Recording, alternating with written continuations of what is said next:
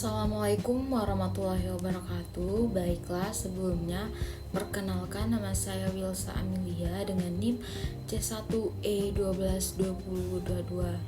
Baiklah, di sini saya akan mempresentasikan tugas dari mata kuliah Leadership dengan dosen pengampu Ibu Dr. Sri Rosita SEMM.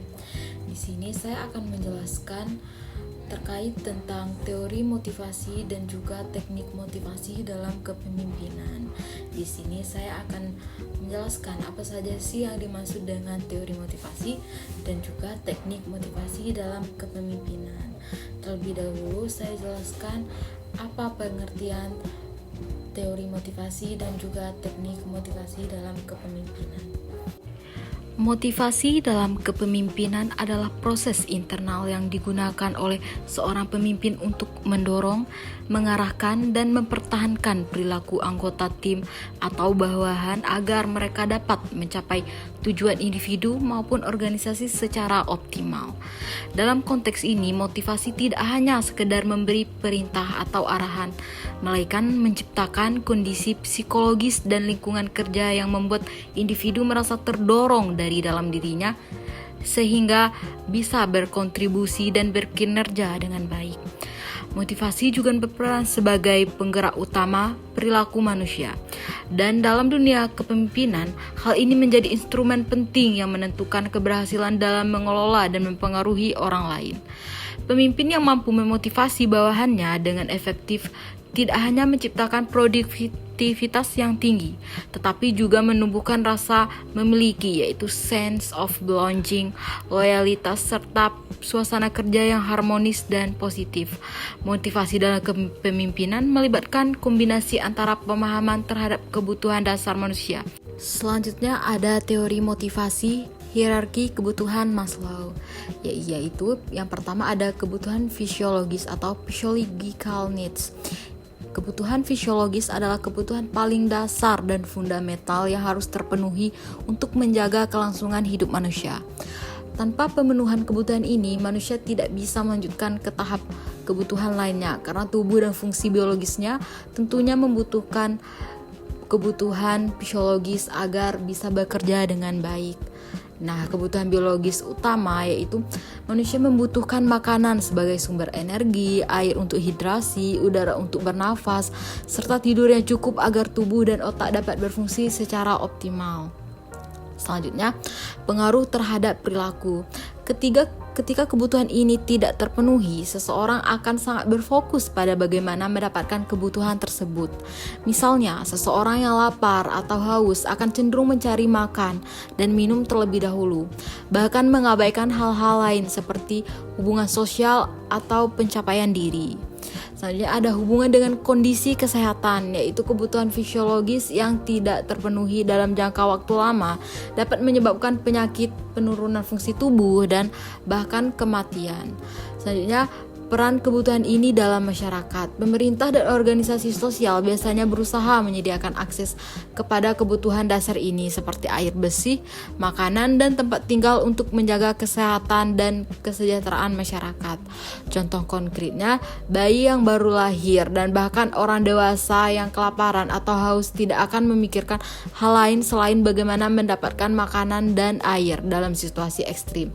Kebutuhan ini bisa menimbulkan perilaku survival, seperti berburu, mencuri, atau berkelahi untuk mendapatkan sumber daya yang terbatas.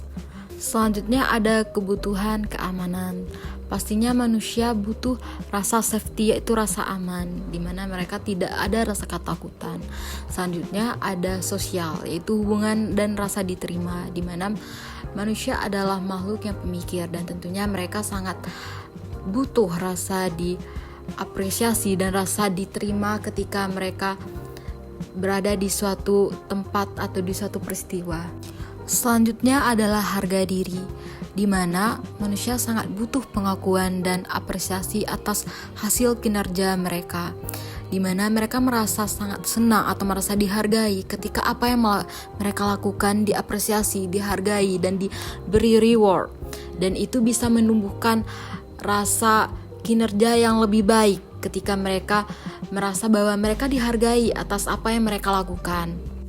Selanjutnya ada teori motivasi dari dua faktor, yaitu Herzberg, yaitu faktor higienis, yaitu gaji. Tentunya manusia membutuhkan gaji untuk memenuhi kebutuhan mereka. Tanpa adanya gaji, mereka tentunya tidak mendapatkan penghasilan dan mereka tidak bisa membeli apapun yang mereka inginkan. Seperti makan, mereka juga butuh uang untuk makan, minum, tempat tinggal, dan sebagainya, yaitu fasilitas kerja. Agar mereka merasa termotivasi, tentunya fasilitas kerja yang baik sangat dibutuhkan dalam memotivasi seperti karyawan. Yang selanjutnya adalah hubungan kerja. Hubungan kerja yang baik tentunya dapat membuat motivasi yang sangat tinggi karena mereka merasa mereka dihargai di sana. Ketika mereka merasa gaji, fasilitas kerja, dan hubungan kerja yang baik, tentunya selanjutnya ada faktor motivator, yaitu pencapaian. Maka mereka akan merasa lebih bersemangat untuk melakukan hal yang nantinya akan menumbuhkan rasa pencapaian seperti reward karena hasil kerja mereka yang baik, karena mereka merasa mereka sudah aman di tempat kerja tersebut, dan juga mereka juga butuh pengakuan atas hasil dari pekerjaan mereka tersebut, dan mereka juga pasti memiliki tanggung jawab yang besar karena mereka tahu bahwa mereka digaji dengan layak, diberi fasilitas kerja dengan baik, dan hubungan kerja dengan baik. Jadi menumbuhkan rasa tanggung jawab yang sangat tinggi karena mereka merasa bahwa mereka dipercaya dan mereka diakui. Selanjutnya ada teknik motivasi dalam kepemimpinan. Yang pertama ada komunikasi yang efektif, yaitu memberikan arahan dan umpan balik yang jelas. Jangan sampai karyawan merasa bahwa mereka itu bingung dengan apa yang kita sebagai pemimpin itu sampaikan. Karena komunikasi adalah bagian terpenting dalam suatu perusahaan. Yang selanjutnya adalah penghargaan dan pengakuan. Ketika mereka melakukan kinerja yang baik, kita jangan sampai tidak memberikan apresiasi atau reward kepada mereka agar mereka mempunyai rasa semangat yang lebih karena mereka merasa bahwa hasil kerja mereka itu dihargai. Dan selanjutnya ada pemberdayaan, yaitu memberi tanggung jawab dan kepercayaan. Jika mereka merasa bahwa kita memberikan kepercayaan yang besar, tentunya mereka memiliki tanggung jawab yang besar juga karena merasa kita telah mempercayai mereka dan mereka merasa bahwa diri mereka telah dipercaya. Dan selanjutnya adalah pembinaan dan pelatihan, yaitu mendukung dan pengembangan keterampilan. Kita harus mendukung jika karyawan ingin mengembangkan diri yang lebih lagi karena itu bakal berpengaruh untuk kinerja perusahaan. Selanjutnya adalah contoh kasus pemimpin memotivasi tim penjualan. Yang pertama ada identifikasi motivasi, yaitu memanggil kebutuhan dan tujuan pribadi dari karyawan tersebut. Yang selanjutnya adalah penerapan dan penghargaan, mengadakan penghargaan bulanan dan bonus jika mereka bisa mencapai target bahkan lebih dari biasanya. Jadi kita harus mengapresiasi. Yang selanjutnya adalah komunikasi rutin, yaitu melakukan pertemuan tim dan umpan balik. Jadi kita harus tahu apa yang jadi keluh kesah mereka dan apa yang mereka inginkan. Jadi bisa menimbulkan umpan balik yang positif antara pemimpin dan karyawan. Yang selanjutnya adalah peningkatan kepercayaan, di mana kita melakukan mendelegasikan tanggung jawab besar kepada karyawan agar mereka bisa mencapai tujuan yang kita inginkan, atau mereka merasa bahwa tanggung jawab besar ini harus mereka lakukan agar mereka bisa belajar bahwa suatu saat mereka akan berada di titik posisi tersebut. Dan ini adalah hasil dari teknik motivasi, di mana dari waktu ke waktu meningkat rasa tanggung jawab atau rasa motivasi mereka karena kita melakukan teknik tersebut. Nah, berikut adalah tips menerapkan motivasi di kepemimpinan, yaitu mengenali kebutuhan tim.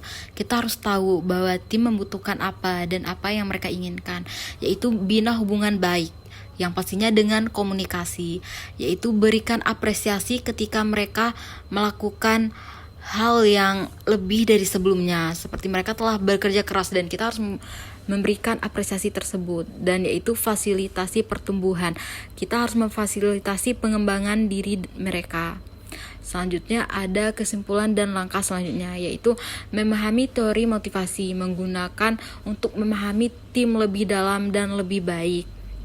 Selanjutnya, mengimplementasikan teknik yang tepat seperti mengkombinasikan komunikasi, penghargaan, dan pemberdayaan.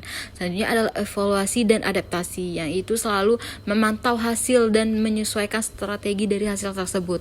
Dan selanjutnya adalah membangun kepemimpinan yang inspiratif, di mana kita harus selalu memotivasi karyawan agar memiliki hasil yang optimal.